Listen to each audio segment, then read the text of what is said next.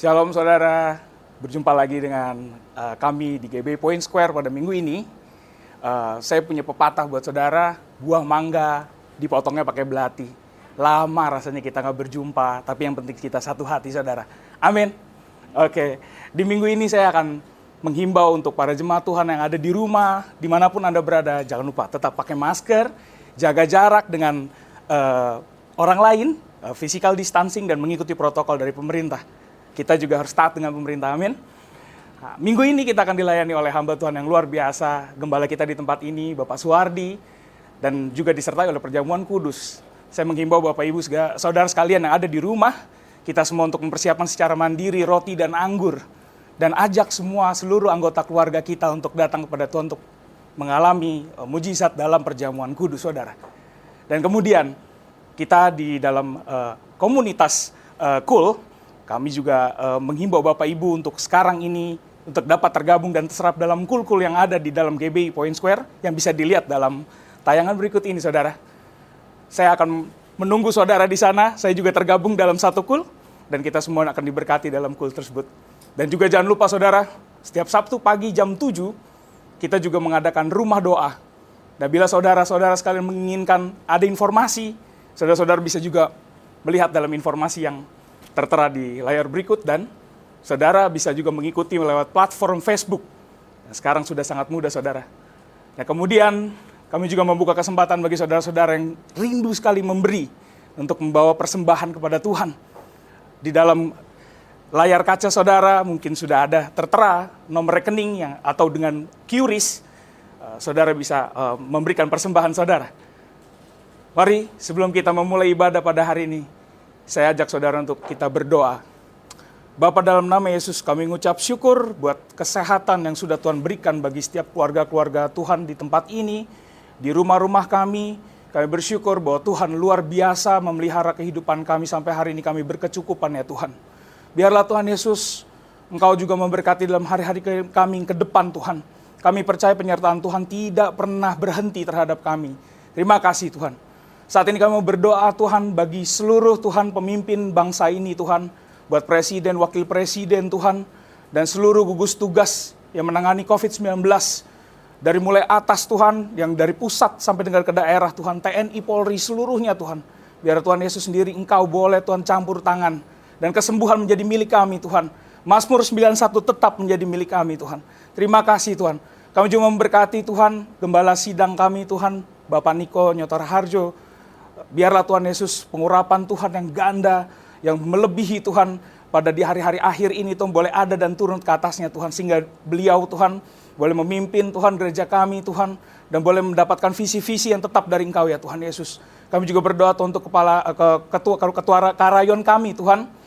Bapak Budianto Totong Tuhan, untuk rayon 1H Tuhan, biarlah Tuhan Yesus Engkau boleh campur tangan Tuhan dalam kepemimpinan beliau Tuhan. Biarlah Tuhan hikmat marifat Tuhan dan segala visi-visi juga boleh ada Tuhan. Biarlah Tuhan Yesus Kau boleh berkati Tuhan kesehatannya, keluarganya Tuhan. Dan tidak lupa juga Tuhan kami berdoa Tuhan untuk gembala cabang kami di tempat ini, Bapak Suwardi dan keluarga Tuhan. Biarlah Kau berkati Tuhan, apapun yang dilakukan di tempat ini Tuhan, biarlah Tuhan tuntunan Tuhan selalu boleh ada dan nyata bagi hamba-Mu ini Tuhan.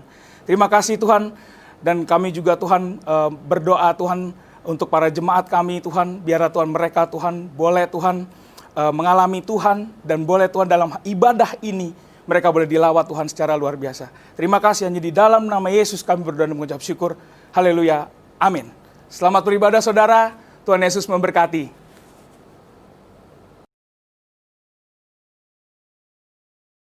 Happy Sunday semua. Tema yang akan dibahas hari ini adalah 3 berkat kekudusan bagi generasi Yeremia.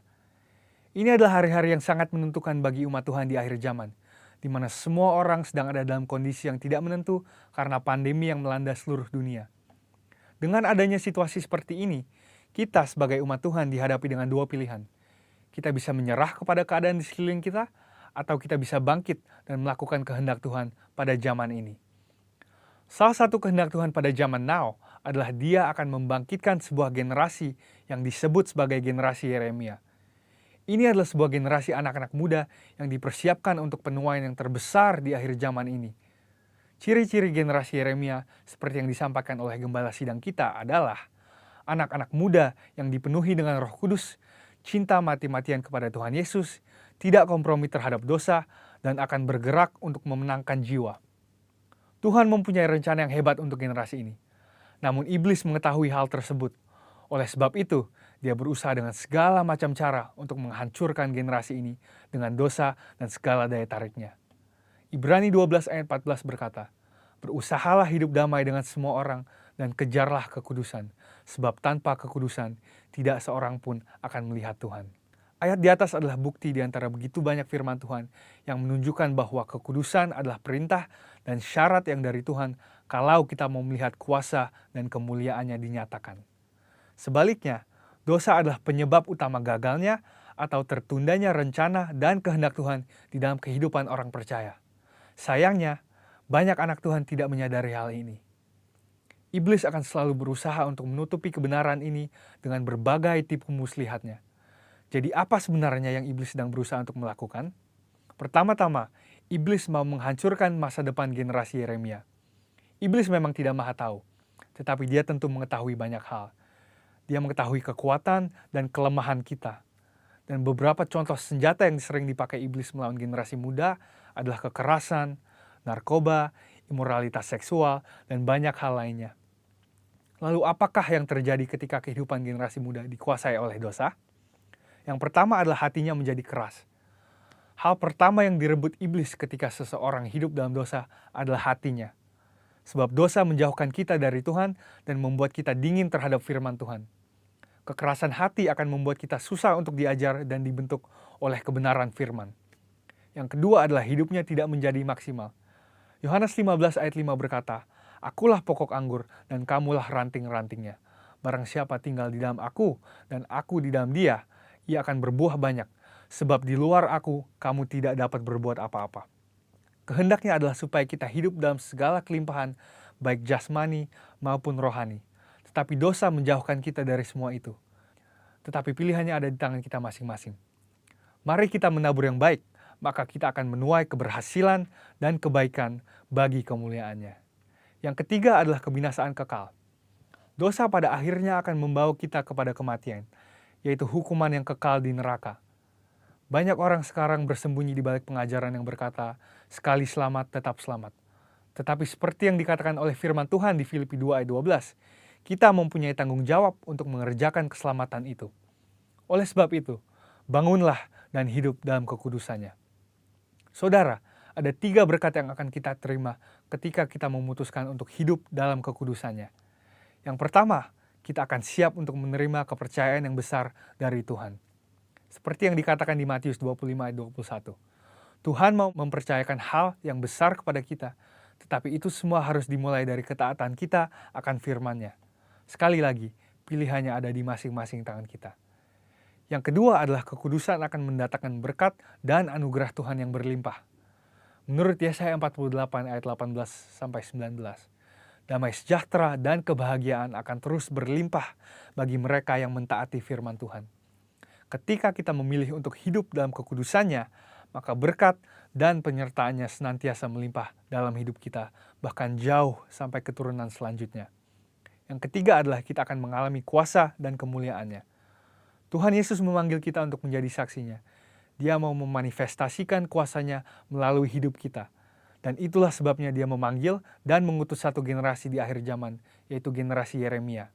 Generasi anak-anak muda untuk menggenapi rencananya bagi dunia ini, yaitu penuaian yang terbesar dan terakhir sebelum kedatangan Tuhan Yesus yang kedua kalinya. Oleh sebab itu, ambillah keputusan untuk hidup di dalam kekudusan Tuhan, supaya rencananya yang indah digenapi di kehidupan kita semua. Selamat hari Minggu dan Tuhan Yesus memberkati.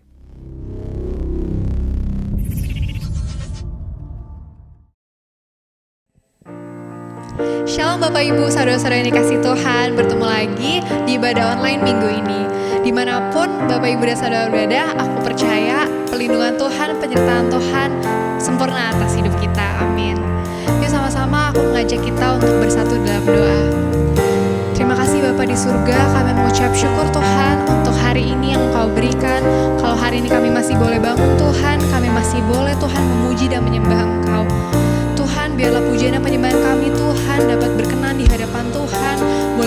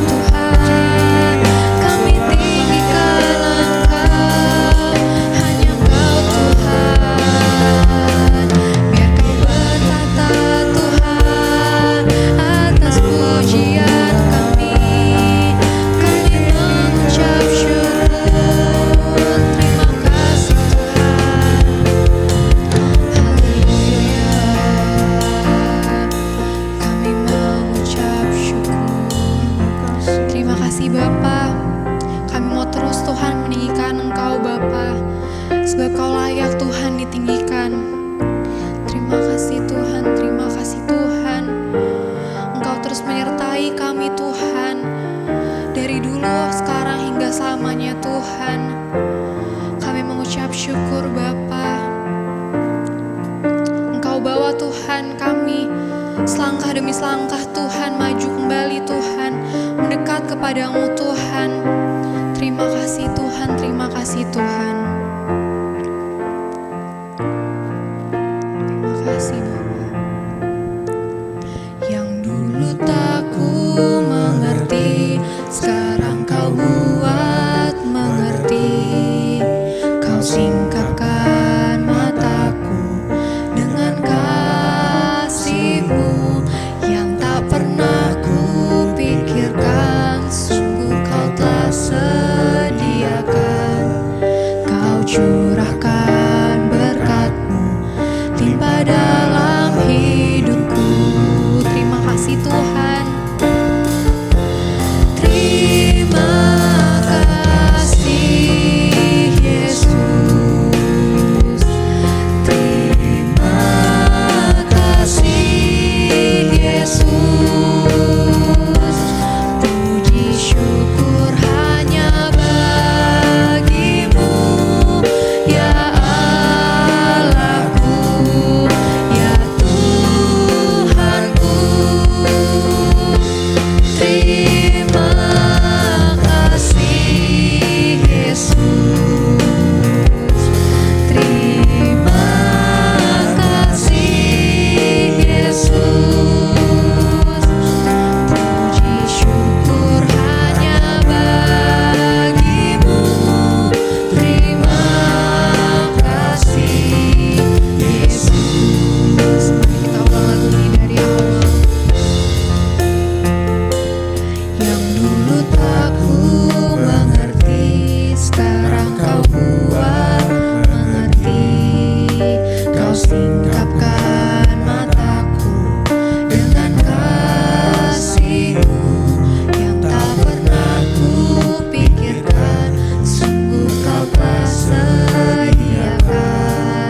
Kau curahkan berkat-Mu limpah dalam hidupku.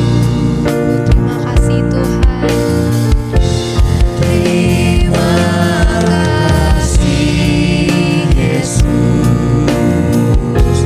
Terima kasih Yesus. Puji syukur hanya bagi-Mu, ya Allahku, ya Tuhanku.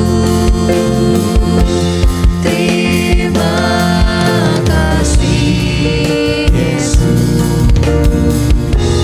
Terima kasih Yesus. Puji syukur hanya bagi-Mu.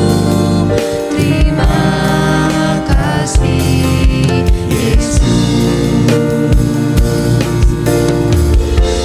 Terima kasih. Kami mengucap syukur Tuhan untuk semua perkenanan yang Kau boleh berikan Tuhan. Terima kasih Tuhan. Puji syukur hanya bagi-Mu, ya Allahku, ya Tuhanku. Terima kasih Yesus. Terima kasih Yesus. Puji syukur hanya bagi-Mu. Terima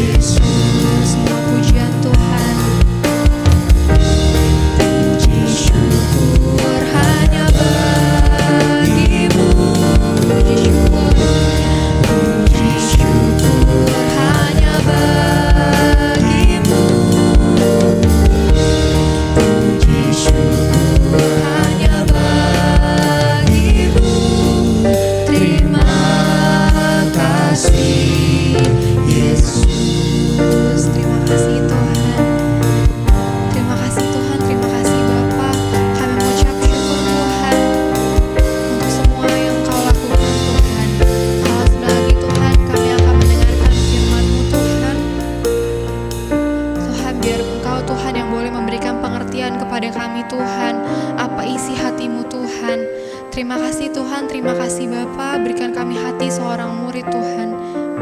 Kami siap Tuhan untuk mendengar firman-Mu, berbicaralah Tuhan. Dalam nama Tuhan Yesus kami berdoa, haleluya, amin. Mari Bapak Ibu Saudara-saudara dikasih Tuhan, sebelum kita mendengar firman Tuhan ini, kita satukan hati untuk berdoa terlebih dahulu. Bapa, kami mengucap syukur kepada Engkau di dalam nama Tuhan Yesus. Terima kasih buat hari yang Tuhan berikan, sehingga pada hari ini, Minggu 13 September, kami boleh berkumpul bersama-sama untuk mengikuti ibadah online ini. Kami percaya Tuhan hadir di setiap tempat, rumah, kamar, di mana setiap umat-Mu sedang berkumpul Tuhan, menyaksikan, mengikuti ibadah online ini. Kami tahu Tuhan, hadirat-Mu dan kuasa-Mu akan memberkati setiap kami Tuhan. Kau berkati pemberitaan firman pada saat ini Tuhan, urapi hamba-Mu, urapi kami semua. Biarlah lewat kebenaran firman-Mu Tuhan, kami boleh diberkati, kami dituntun, dan kami boleh menemukan kehendak-Mu Tuhan. Terima kasih, terpujilah nama-Mu, di dalam nama Tuhan Yesus, Tuhan dan Juru Selamat kami yang hidup. Kami telah berdoa dan mengucap syukur. Mari setiap kita yang siap mendengarkan pesan firman Tuhan, sama-sama katakan, amin. Shalom Bapak Ibu dikasih Tuhan, ketemu lagi dalam ibadah online pada minggu ini tanggal 13 September. Pada saat ini kita akan belajar dari tokoh Alkitab saudara, yaitu teman-teman daripada Daniel yang bernama Sadrak, Mesak, dan Abednego. Mari kita buka terlebih dahulu firman Tuhan di dalam Daniel pasal yang ketiga, ayat yang ke-24 dan 25. Kemudian terkejutlah Raja Nebukadnezar, lalu bangun dengan segera. Berkatalah ia kepada para menterinya, bukankah 3 orang yang telah kita campakkan dengan terikat ke dalam api itu? Jawab mereka kepada Raja, benar ya Raja. Katanya, tetapi ada 4 orang kulihat berjalan-jalan dengan bebas di tengah-tengah api itu. Mereka tidak terluka, dan yang keempat itu rupanya seperti anak dewa. Bapak Ibu Saudara kasih Tuhan, kisah ini mencatat di mana pada satu kali Raja Nebukadnezar membangun sebuah patung emas yang sangat megah sekali. Kemudian dia mengeluarkan sebuah perintah. Perintahnya sederhana. Pada saat ada bunyi ceracap, bunyi sangkakala, maka setiap orang yang ada di negeri itu, di negeri di Babel, harus menyembah kepada patung yang dibuat oleh Raja Nebukadnezar.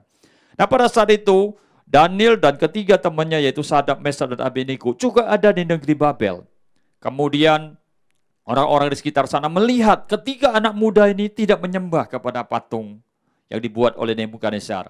Kemudian dihadapkanlah mereka kepada raja. Kemudian raja berbincang-bincang sama mereka, saudara. Singkat cerita, mereka tidak mau menyembah. Akhirnya mereka harus dicampakkan ke dalam api.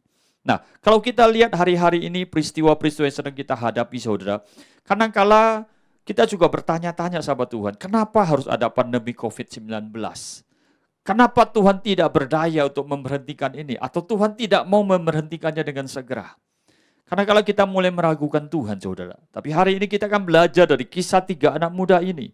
Pada saat mereka diperhadapkan dengan situasi yang sangat sulit, saudara. Dan itu di luar kendali mereka.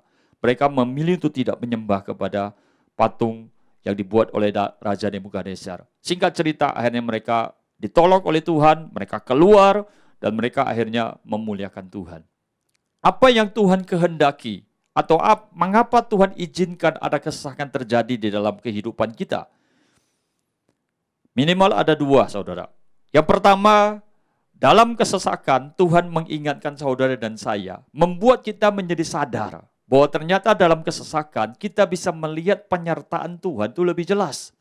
Seringkali waktu kita dikasih kelimpahan, dikasih kebaikan, kita dikasih hal-hal yang nyaman, saudara, kita seringkali lupa atau kita tidak begitu merasakan bahwa Tuhan menyertai kita. Sama seperti orang yang sedang dalam keadaan haus, saudara. Kalau kita dalam keadaan yang sangat haus, waktu kita diberi air sedikit sekalipun, saudara, maka fungsi air itu akan menjadi sangat efektif sekali untuk meredak hausnya kita. Tapi kalau misalnya kita dalam keadaan kelimpahan air, kita tidak kehausan, terus kita diberikan air, saudara. Seringkali kita berkata, itu air tidak ada manfaatnya. Sama, saudara. Padahal Tuhan berkata, ia adalah Allah Immanuel. Ia akan menyertai saudara dan saya sampai kepada akhir zaman. Penyertaan Tuhan seringkali kita tidak rasakan. Sehingga Tuhan kadang-kala izinkan, saudara, lewat kesesakan yang terjadi, sehingga kita bisa melihat ada penyertaan Tuhan. Yang kedua, saudara, kenapa Tuhan izinkan ada kesesakan terjadi? Di dalam kesesakan, di dalam himpitan, saudara, sama seperti apa yang akan terjadi di hari-hari ke depan ini. Kita tidak tahu, saudara. Tetapi para ahli ekonom sudah meramalkan bahwa di depan kita akan ada resesi ekonomi. Akan ada masa-masa yang sulit dalam perekonomian, saudara. Kenapa Tuhan izinkan ada hal-hal yang sulit seperti ini? Lewat kesesakan yang terjadi, saudara, saudara dan saya dilepaskan dari berbagai ikatan yang tidak perlu. Dan kita bisa fokus kepada sesuatu yang penting, saudara. Sama seperti waktu kita mengalami masa pandemi COVID-19 ini, di mana terjadi pembatasan sosial berskala besar, saudara. Kemudian di mana-mana orang mulai terganggu penghasilannya, ada yang kehilangan pekerjaan, ada yang penghasilannya berkurang, bahkan ada yang tidak tahu usahanya mau diapain lagi, saudara. Dalam keadaan seperti ini tentu kita akan menjadi lebih bijaksana dalam hal penggunaan keuangan, saudara.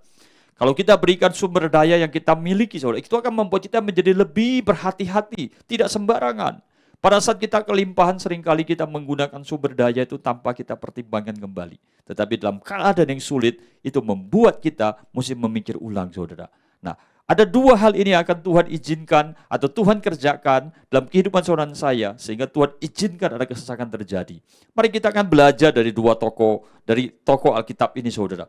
Pada saat Tuhan menghadapkan atau mengizinkan Sadrak, Mesak, dan Abednego menghadapi perapian yang menyala-nyala, saudara. Pada saat itu terjadi negosiasi antara Raja Nebukadnezar dengan ketiga anak muda ini. Raja bilang begini, jikalau engkau mau, aku berikan kau kesempatan satu kali lagi. Pada saat kau mendengar bunyi-bunyian dan kau sujud menyembahnya, maka pelanggaranmu yang pertama aku abaikan. Tetapi apa yang terjadi?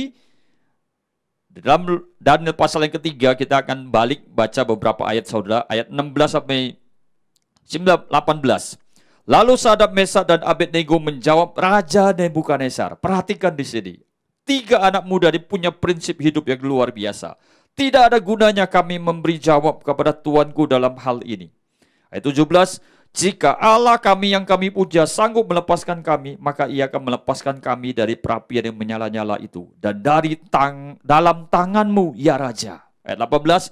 Tetapi seandainya tidak, hendaklah Tuanku mengetahuinya, ya Raja, bahwa kami tidak akan memuja dewa Tuanku dan tidak akan menyembah patung emas yang Tuanku dirikan itu. Perhatikan, di sini ketiga anak muda ini berkata demikian, Raja, kami tidak akan berdebat, tidak akan berargumentasi. Bapak Ibu, dalam kehidupan saudara dan saya, kita harus punya prinsip. Sesuatu yang tidak menyenangkan hati Tuhan, jangan diperdebatkan lagi. Kenapa? Itu seringkali membuat kita kompromi dengan dunia. Dalam kehidupan kita hari-hari ini, salah satu contoh yang paling sederhana, saudara. Berita mengatakan bahwa sejak masa PSBB ini, tingkat perceraian itu meningkat tajam, saudara. Dalam dunia anak-anak Tuhan, orang-orang percaya, seringkali terjadi perdebatan. Boleh nggak perceraian? Kenapa Tuhan mengizinkan perceraian atau Musa mengizinkan perceraian? Karena kalau kita berdebat, saudara, kalau kita tahu perceraian itu menyakiti hati Tuhan, seharusnya kita sebagai orang percaya, kita punya prinsip seperti Sadrak, Mesak, dan Abednego. Kita jangan berdebat untuk hal-hal yang menyakitkan hati Tuhan. Lebih baik kita membicarakan hal-hal yang menyenangkan hati Tuhan. Kemudian dia berkata kepada Nebukadnezar, Raja, ketahuilah, Allah yang kami sembah sanggup melepaskan kami.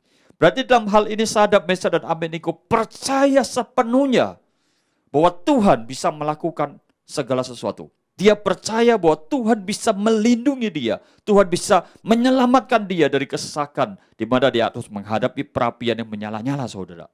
Tetapi dia tidak cuma hanya percaya. Di ayat yang ke-19 tadi kita sudah baca. Dikatakan, tetapi ayat yang ke-18 maksud saudara.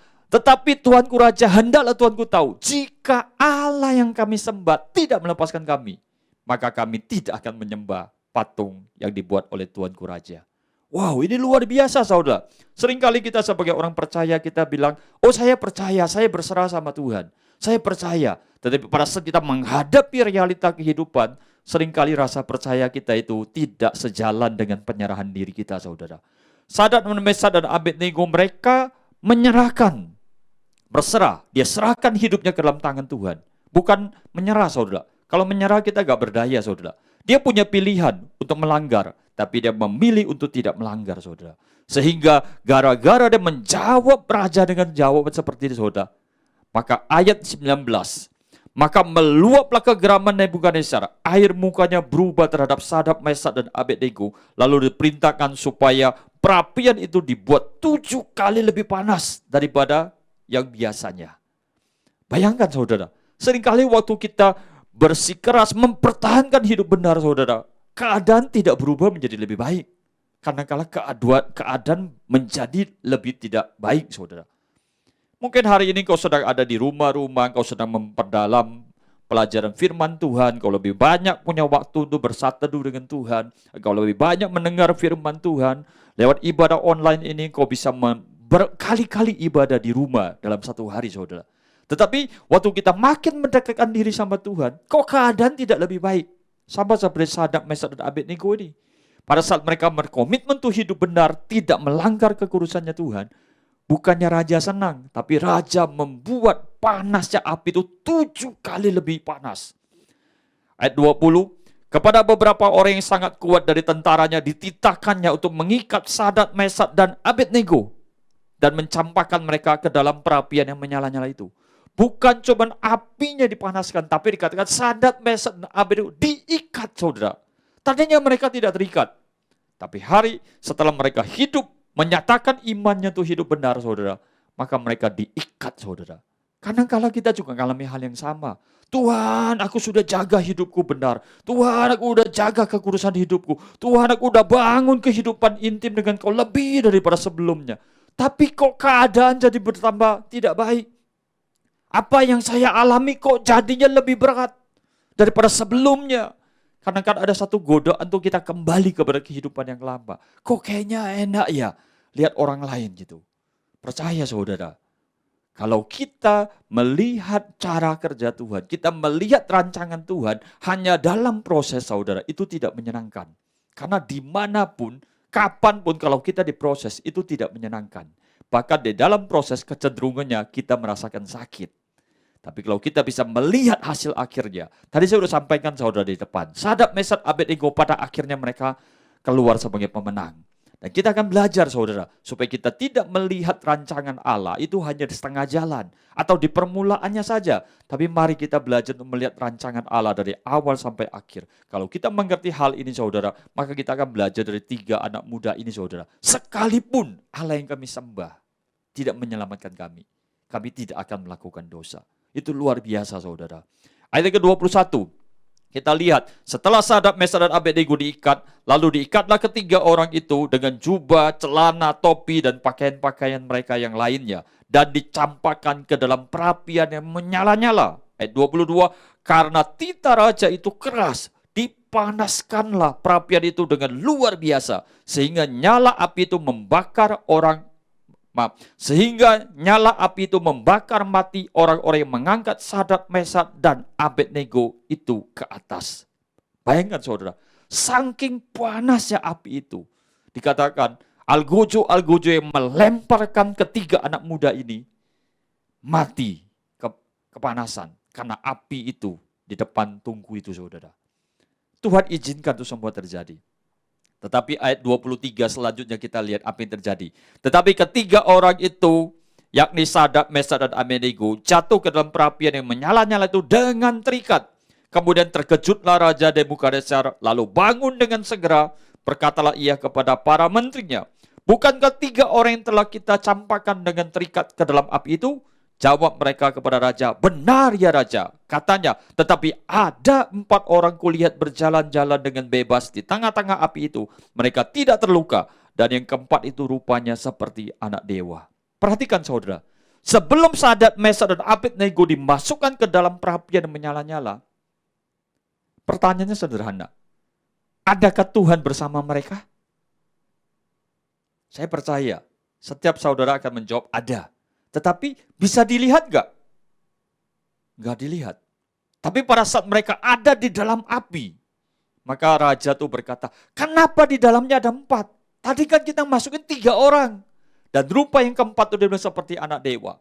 Tentu buat kerajaan Babilonia saudara, mereka melihat Tuhan itu sebutannya dewa saudara. Sehingga dia bilang, itu ada yang ilahi. Seringkali saudara, di dalam kesesakan, Tuhan membuat mata kita bisa melihat bahwa tangan Tuhan menyertai saudara dan saya. Yang percaya katakan amin. Makanya hari-hari ini Bapak Ibu saudara Tuhan, jangan khawatir, jangan takut dengan keadaan. Semua itu terjadi atas seizin Tuhan. Dan saya sangat yakin dan percaya tidak ada satu perkara pun yang mampu terjadi kalau Tuhan tidak mengizinkannya. Kalau hari ini Tuhan izinkan terjadi, tentu Tuhan mau saudara dan saya belajar sesuatu. Minimal kita mengerti, di dalam kesesakan, kita tahu bahwa Allah tetap menyertai kita. Bukan cuma hanya menyertai saudara, tetapi katakan dia membebaskan kita. Kita lihat ayat berikutnya, ayat ke-26 saudara. Lalu Nebukadnezar mendekati pintu perapian yang menyala-nyala itu. Berkatalah ia, Sadrak, Mesak, dan Abednego, hamba-hamba Allah yang maha tinggi, keluarlah dan datanglah kemari. Lalu keluarlah Sadrak, Mesak, dan Abednego dari api itu. Ayat 27, dan para wakil raja, para penguasa, bupati, para menteri raja datang berkumpul. Mereka melihat bahwa tubuh orang-orang ini tidak mempan oleh api itu. Bahwa rambut di kepala mereka tidak hangus, jubah mereka tidak berubah apa-apa. Bahkan bau kebakaran pun tidak ada pada mereka. Luar biasa saudara. Alkitab mencatat dari waktu Sadrak, Mesak, dan Abednego masuk ke dalam perapian, mereka dalam keadaan terikat. Mereka tidak bisa berjalan, dikatakan harus diangkat oleh para algojo. Tetapi waktu mereka keluar dari perapian, Raja Nebukadnezar bilang, keluarlah. Apakah diangkat? Tidak, mereka berjalan sendiri saudara. Di dalam kesesakan, di dalam perapian itu, Tuhan melepaskan semua ikatan yang mengikat Sadrak, Mesak, dan Abednego. Tetapi apa yang ada di tubuh mereka, baju, itu tidak ada hangus. Rambut mereka tidak terbakar saudara.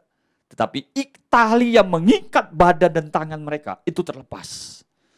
Dalam kesesakan Tuhan juga mau saudara, kita melepaskan sebuah ikatan-ikatan yang tidak penting.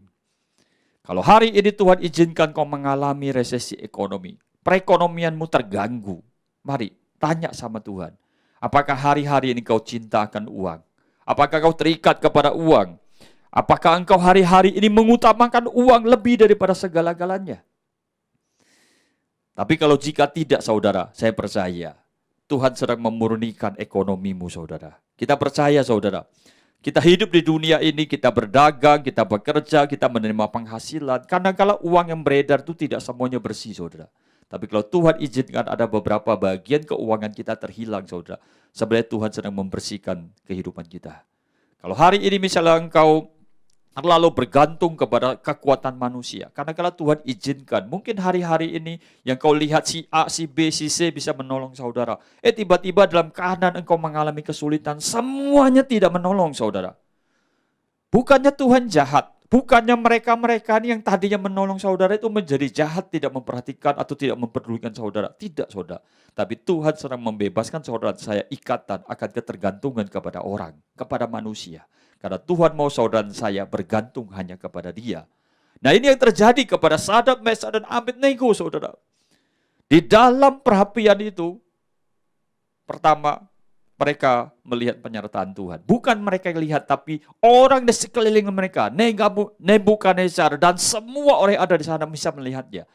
Hari ini mungkin kau juga disertai Tuhan, tapi yang tahu hanya engkau saja. Orang di sekelilingmu tidak melihatnya.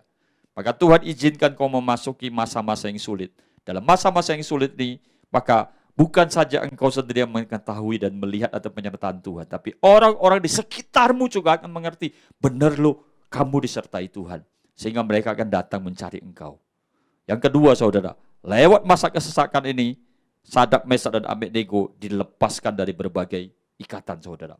Di dalam Mazmur pasal 119 ayat 67, Daud berkata demikian, sebelum aku tertindas aku menyimpang, tetapi sekarang aku berpegang pada janjimu. Ayat 71, bahwa aku tertindas itu baik bagiku, supaya aku belajar ketetapanmu. Daud dalam perjalanan kehidupannya juga banyak mengalami kesusahan saudara. Tapi dia berkata, justru dalam keadaan kesesakan inilah aku belajar ketetapanmu. Nah hari-hari ini Bapak Ibu dikasih Tuhan, jangan fokus kepada kesesakan yang Tuhan izinkan terjadi. Tetapi cari tahu apa yang Tuhan kehendaki untuk kita pelajari, untuk kita perbaiki, untuk kita lakukan di masa-masa yang sulit ini saudara. Bagaimana cara kita bisa mengetahui apa yang Tuhan kehendaki? Yeremia 33 ayat 3 berkata, "Berserulah kepadaku, maka aku akan menjawab engkau, dan akan memberitahukan kepadamu hal-hal yang besar yang tidak terpahami, yakni hal-hal yang tidak engkau ketahui." Tidak ada cara lain, saudara. Engkau harus berseru kepada Tuhan. Dalam masa yang sulit ini, saudara, hanya Tuhan yang bisa memberikan jawabannya.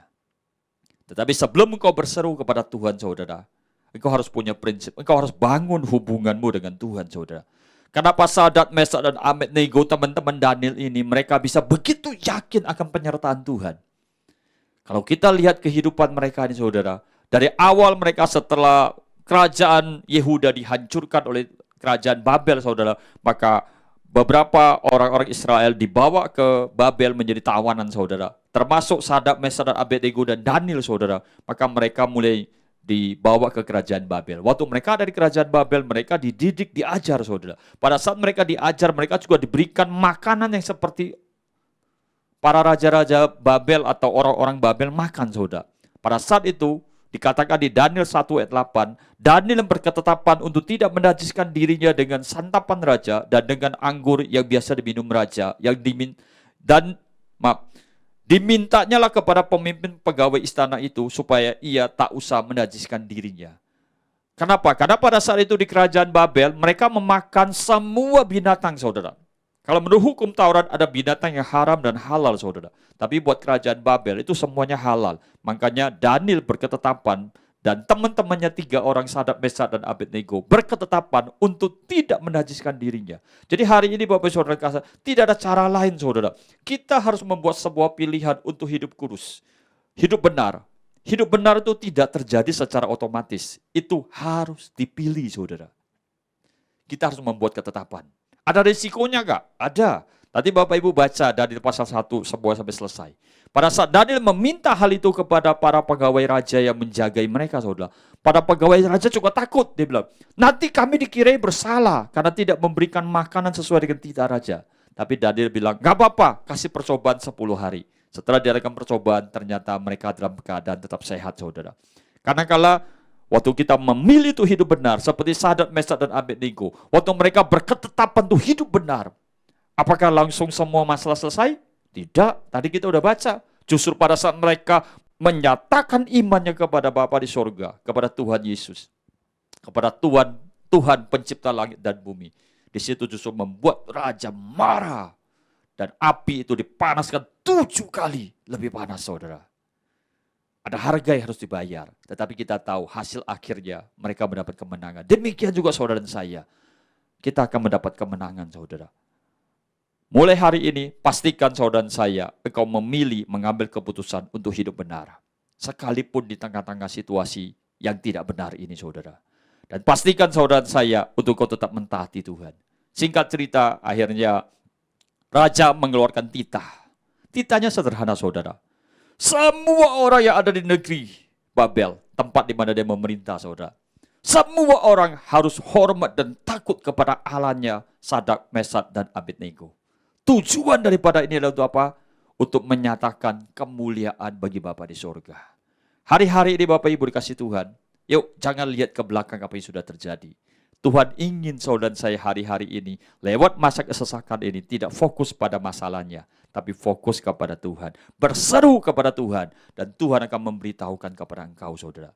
Dan seringkali juga saudara, dalam masa kesesakan ini, Tuhan menuntun kita untuk masuk dalam rencananya. Kita lihat hari ini. Ada banyak umat Tuhan yang bertanya, teman-teman sesama hamba Tuhan, kami juga sering bertanya, kapan bisa ibadah kembali seperti biasa? Kapan bisa ketemu lagi dengan teman-teman, sama umat Tuhan, sama rekan-rekan pelayan Tuhan di gereja? Sampai hari ini kita tahu, penularan COVID-19 masih cukup tinggi, saudara. Sehingga kita masih mengadakan ibadah online. Tapi kalau kita lihat kembali, saudara, bukankah ibadah online ini, saudara, membawa gereja Tuhan, Injil Kerajaan Allah diberitakan lebih luas? Bukankah firman Tuhan berkata, tanda kesudahan zaman. Jika Injil Kerajaan diberitakan ke seluruh dunia, maka tibalah kesudahannya. Sebelum pandemi COVID-19, saudara, gereja-gereja hanya sedikit yang melakukan ibadah online. Hanya sedikit. Tapi setelah pandemi COVID-19 ini, bilangan riset center mencatat, saudara, jumlah ibadah online atau hari ini dunia maya atau internet saudara dipenuhi dengan berbagai macam pemberitaan firman Tuhan. Dan daya jangkaunya itu luar biasa saudara. Bukankah Tuhan sedang menuntun gerejanya untuk masuk dalam sebuah era penuaian jiwa yang besar? Mari, jangan lihat masalahnya, tapi fokus kepada rencana Tuhan. Yang setuju katakan amin. Mari kita akan berdoa saudara, setelah itu kita akan masuk dalam perjamuan kudus. Bapa, kami bersyukur buat firman-Mu, kami percaya Tuhan setiap masalah, setiap kesesakan yang Tuhan izinkan terjadi, itu akan mendatangkan kebaikan bagi setiap kami. Kami bersyukur Tuhan untuk pemeliharaan-Mu Tuhan. Mari bukakan mata rohani kami. Kalau hari ini kami belum bisa melihat penyertaan-Mu Tuhan, tapi biarlah hari-hari ini di masa yang sulit ini Tuhan, kami boleh diberikan mata rohani untuk bisa melihat penyertaan-Mu Tuhan. Dan kami tahu lewat kehidupan anak-anak-Mu Tuhan, lingkungan di mana mereka berada, orang-orang di sekitar mereka akan melihat bahwa mereka disertai oleh Tuhan. Dan biarlah setiap orang datang kepada Engkau Tuhan. Seperti Engkau menyertai Sadrak, Mesak, dan Abednego. Dan kami percaya demikian juga Engkau akan menyertai anak-anak-Mu Tuhan. Dan Raja Nebukadnezar dan seluruh para petinggi raja dan rakyat Babel akan melihat bahwa Engkau adalah Raja di atas segala raja. Tuhan di atas segala Tuhan. Demikian juga kami percaya Tuhan lewat kehidupan umat-Mu, maka Indonesia akan mengakui Engkau sebagai Tuhan dan Juru Selamatnya. Mereka akan melihat kemuliaan-Mu Tuhan. Karena kami percaya Tuhan, Engkau yang berkuasa atas segala-galanya. Terima kasih Tuhan untuk pemberitaan firman-Mu. Dan biarlah firman-Mu itu bekerja, mengurapi dan memberkati setiap kami Tuhan. Dan kalau sebentar kami mau dalam perjamuan kudus, mari Tuhan persiapkan hati kami. Tuhan persiapkan kami. Bapak Ibu dikasih Tuhan, setiap kali kita masuk dalam perjamuan kudus, Tuhan selalu berpesan, biarlah ini menjadi peringatan akan aku. Mari hari ini kita ingat kebaikan Tuhan. Kita renungkan kasih Tuhan. Kita renungkan hal-hal yang baik yang Tuhan kerjakan. Mari masing-masing tundukkan hati, tundukkan kepala untuk kita berdoa. Dan Tuhan juga mau lewat perjamuan kudus ini Tuhan memberkati hidup saudara dan saya. Tapi Tuhan mau kita minum dengan cara yang benar. Mari, jangan ada simpan dosa, jangan ada kepahitan, jangan ada kebencian, jangan ada persungutan. Akui semua di hadapan Tuhan, bereskan. Ambil waktu sejenak untuk berdoa. Oh rabasyakada rabaya darabaya Bapak. Bapak Engkau dengar Tuhan saat anak-anak-Mu sedang berdoa Tuhan. Mereka sedang berseru-seru kepadamu Tuhan.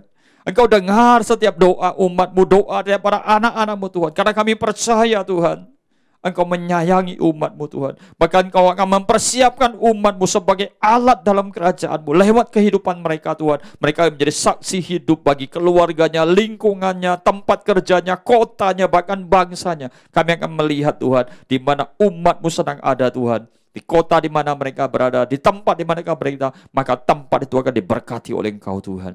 Dan ampuni kami Tuhan untuk dosa-dosa yang kami perbuat ya Aba. Kalau kami kurang percaya, kami hari-hari bersungut-sungut karena masa-masa yang sulit ini. Dan biarlah hari ini Tuhan, mata rohani kami boleh melihat kepada Engkau ya Tuhan. Kami juga bersyukur buat segala kebaikan-Mu Tuhan. Terima kasih Tuhan, Engkau sungguh baik, Engkau sangat baik Tuhan. Kami mau Tuhan, siapkan hati kami untuk kami boleh menerima roti dan anggur-Mu Tuhan. Roti dan anggur perjamuan ini adalah persekutuan kami dengan tubuh dan darah-Mu Tuhan. Dan kami percaya setiap kali kami ambil bagian dalam tubuh dan darah-Mu ini Tuhan, kami mendapat bagian dalam keselamatan dalam Engkau Tuhan. Berkati roti dan anggur perjamuan ini Tuhan, kuduskan para umat-Mu, kuduskan setiap kami Tuhan, sehingga kami layak untuk menerima tubuh dan darah-Mu. Dalam nama Tuhan Yesus. Amin. Mari Bapak Ibu dikasih Tuhan, kita angkat roti di tangan kanan kita. Sebab apa yang telah kuteruskan kepadamu, telah kuterima dari Tuhan, yaitu bahwa Tuhan Yesus pada malam waktu Ia diserahkan, mengambil roti. Dan sesudah itu Ia mengucap syukur atasnya, Ia memecah-mecahkannya dan berkata, inilah tubuhku yang diserahkan bagi kamu. Perbuatlah ini menjadi peringatan akan aku. Saudaraku yang dikasih Tuhan, bukankah roti yang kita pecah-pecahkan ada persekutuan dengan tubuh Kristus? Amin. Mari kita makan dalam nama Tuhan Yesus.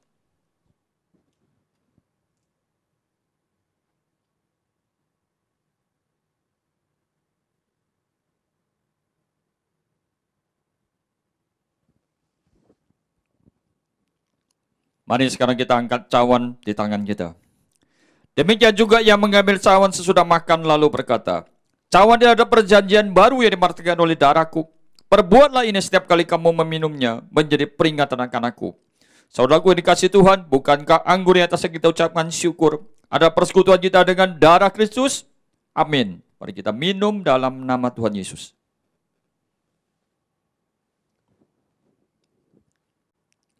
Mari sekarang naikkan pujian dan sembahmu kepada Tuhan. Katakan terima kasih Tuhan. Terima kasih Tuhan buat kebaikanmu, buat anugerahmu, buat darahmu yang kau curahkan bagi kami. Buat pengampunan dosa yang Tuhan berikan. Terima kasih Tuhan. Kami percaya Tuhan, kami akan mengalami kemenangan. Kami akan mencapai kemenangan. Kami akan menerima kemenangan yang Tuhan berikan. Terima kasih Bapa. Terima kasih Tuhan Yesus, kau baik. Kau sungguh baik. Kau sangat baik. Tahan hentinya kami terus bersyukur kepada Engkau.